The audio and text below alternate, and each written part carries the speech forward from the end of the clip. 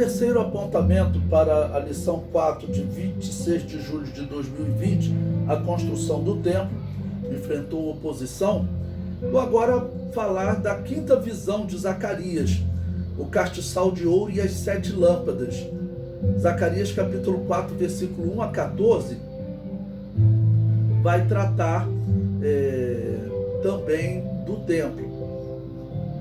O comentário diz: o castiçal era um símbolo de Israel.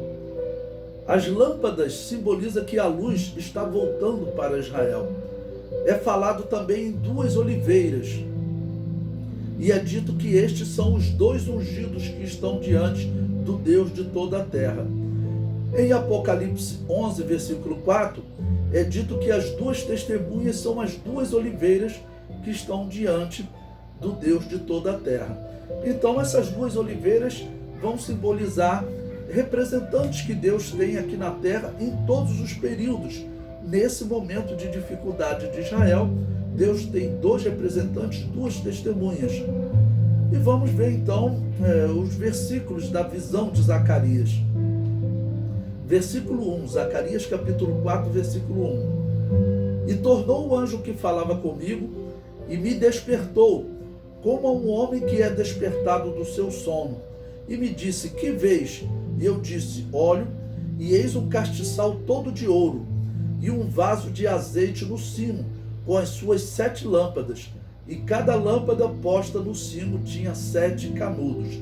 Então, as lâmpadas possuíam 7 canudos para fornecer azeite, o que simboliza um fornecimento eterno de azeite, para que a lâmpada nunca se apagasse. Então, o azeite ele é símbolo do Espírito Santo, e o castiçal ele é símbolo do povo de Deus, naquele momento Israel. No Novo Testamento, a igreja. Por isso a igreja, no Apocalipse, as 7 igrejas são simbolizadas em 7 castiçais. O versículo 3: e por cima dele 2 oliveiras, uma à direita do vaso de azeite e outra à esquerda. E falei e disse ao anjo que falava comigo, dizendo: Senhor meu, que é isto? Então respondeu o anjo que falava comigo e me disse: não sabes tu o que é isto? E eu disse: não, Senhor meu. E respondeu e me falou, dizendo: esta é a palavra de Yahvé a Zorobabel, dizendo: não por força nem por violência, mas pelo meu espírito, diz o Senhor dos Exércitos. A questão aqui de força e até violência significa: Zorobabel, não confie nos braços do povo, não confie na capacidade de vocês, né? Se Deus não edificar a cidade, em vão trabalham os que a edificam. Nesse caso aqui, se Deus não edificar o templo, em vão trabalham os que edificam. Ou seja, não depende da força de vocês. O comentário diz: a vitória do povo de Deus não virá pela força humana, mas pela operação do Espírito de Deus. É o Espírito de Deus que muda o interior de Israel para que eles vivam em obediência. É o Espírito de Deus que muda o nosso interior para que vivamos em obediência. E é o Espírito de Deus também que controla os reis, os impérios. E assim os persas vão acabar por ceder e autorizar os israelitas a reconstruir o templo. O versículo 7 diz: quem és tu, ó monte grande? Diante de Zorobabel serás uma campina. Esse monte grande é a Pérsia. Deus usava o simbolismo de monte para falar das nações. Porque ele trará a primeira pedra com aclamações, graça, graça a ela. O comentário diz: esse monte grande pode ser o Império Persa, que foi o maior registrado na história, maior em extensão. Diante de Zorobabel, príncipe de Israel, ele se tornará uma campina. Esse monte vai deixar de existir. Israel será um monte maior, conforme descrito por Daniel. Por quê? Esse texto de Daniel, capítulo 2, versículo 35, profetizando o milênio, diz que Jesus Cristo virá como uma pedra, cairá, tá bom?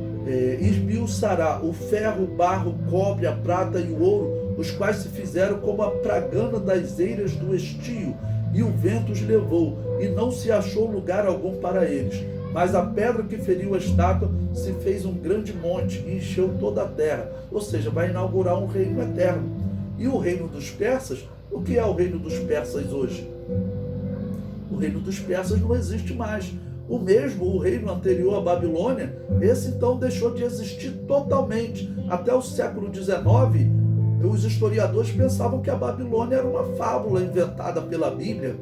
Até que no século XIX os arqueólogos encontraram as ruínas da Babilônia. O império anterior, o Império Assírio, também só foi descoberto no século XIX.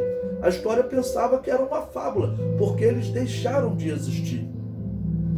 Em Daniel 2,45 também diz: da maneira como viste que do monte foi cortada uma pedra sem mãos, e ela esmiuçou o ferro, o cobre, o barro, a prata e o ouro, o grande Deus fez saber ao rei o que há de ser depois disto, e certo é o sonho e fiel a sua interpretação. Maravilhosa essa revelação de Daniel. Prosseguindo na leitura de Zacarias, agora o versículo 8 diz: e a palavra de Yahvé veio de novo a mim dizendo: as mãos de Zorobabel têm fundado esta casa, também as suas mãos a acabarão, para que saibais que Yahvé dos exércitos me enviou a vós. A edificação do templo era um grande desafio, pois o povo se dedicava a reconstruir a sua vida, a sua casa, e deixava de lado a casa de Yahvé, até pela influência, dos persas. A destruição do templo certamente foi algo que deixou a nação em grande angústia, porque era o símbolo da presença de Deus. Inclusive a Arca do Concerto, ela desapareceu quando o templo foi destruído por Nabucodonosor. Ninguém sabe qual foi o destino da arca. Não se sabe se ela foi levada para a Babilônia. Existem hipóteses judaicas de que a arca teria sido levada ainda nos dias de Salomão para Etiópia, tá bom? Onde vivia aquela rainha com quem Salomão, segundo a história judaica, teria tido filhos, né?